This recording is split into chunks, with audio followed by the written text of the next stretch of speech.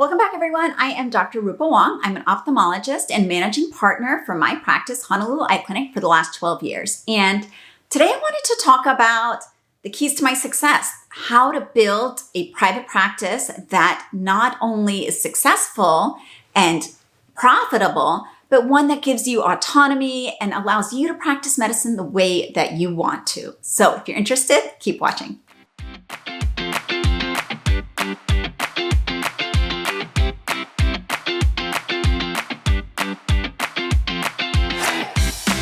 So I have been out here in practice for about 12 years, a little over 12 years now. My husband and I moved to Hawaii. You can watch that video separately as to why we moved. And he and I took over a retiring physician's practice. And when you are starting out, it is crazy scary. I'm just going to throw it out there because we are all doctors, whatever field you're in. We like to have a lot of data at our disposal, right? We like the numbers. We like to be able to look at the evidence and make guided decisions based on that, right? For our patients. When you graduate medical school, you don't get any of this information.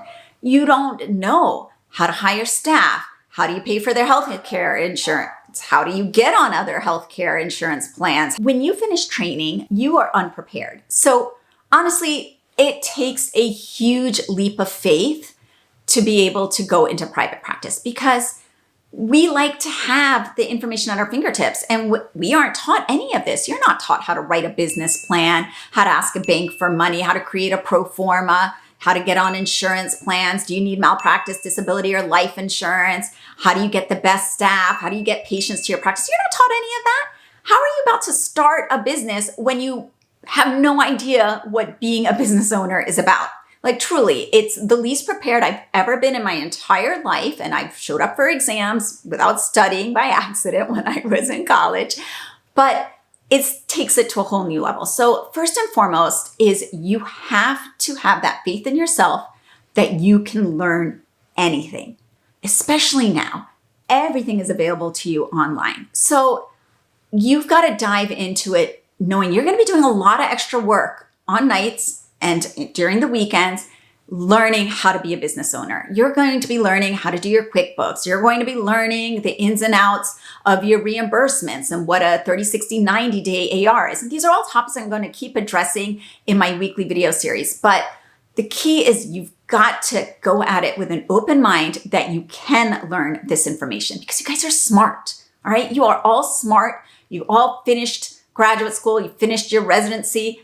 You can handle this. And be sure to ask people that are the experts so you can pick their brains. So, for instance, my first year in practice back in 2008, which sounds so crazy, it was year end and we had a couple loans on the practice. So our banker asked us, okay, I need your balance sheet and your P&L statement to renew the loan.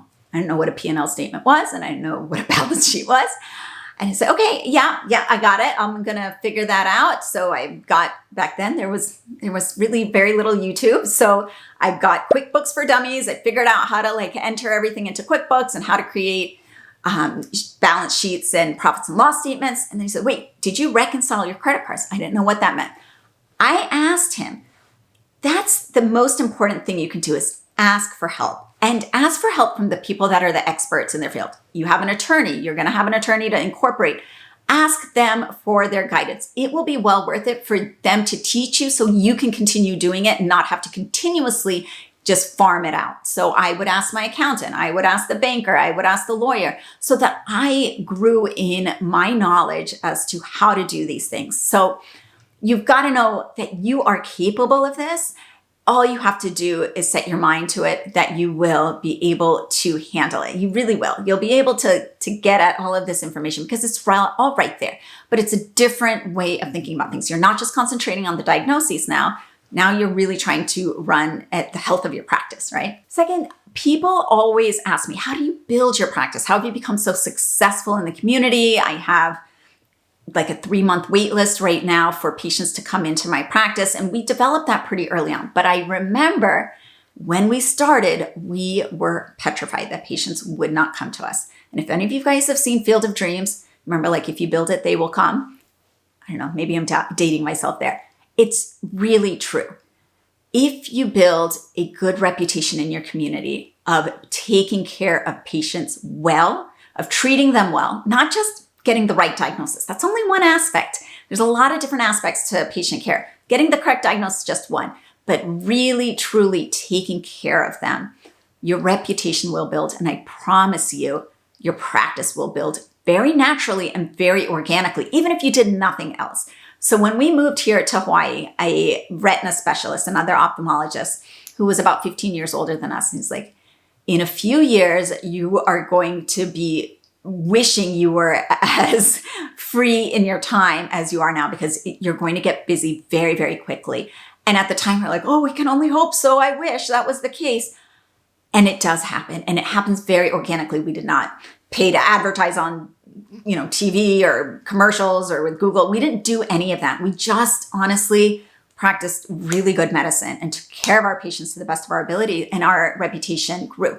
Now, that's also because we're in a smaller community. Honolulu, Oahu is a smaller community, and people are very word of mouth, and that's the kind of place that it is. They are going to trust what their neighbor or their auntie says is a good recommendation for an ophthalmologist or a surgery than just looking at an internet ad. So that's part of where we also are at. But I guarantee you, if you build the same thing in an urban environment, then your referring providers will understand. Those patients are going to go back to them and be like really, really thankful that they were sent to see you. And it's just going to grow organically. So if you build it, they will come. And again, it's going back to having that faith in yourself. The third true key to my success is know your numbers. And what I mean by that is know the financial health of your practice.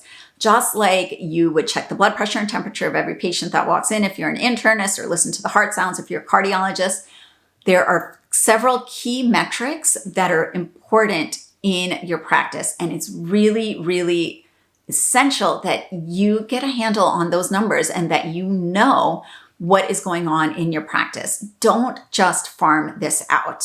So if you're just starting out, that's the perfect time to really dive deep and figure out what's going on and learn it all from the ground up. So when we took over the doctor's practice that was retired, he got embezzled over $750,000 over a 10-year period by his office manager.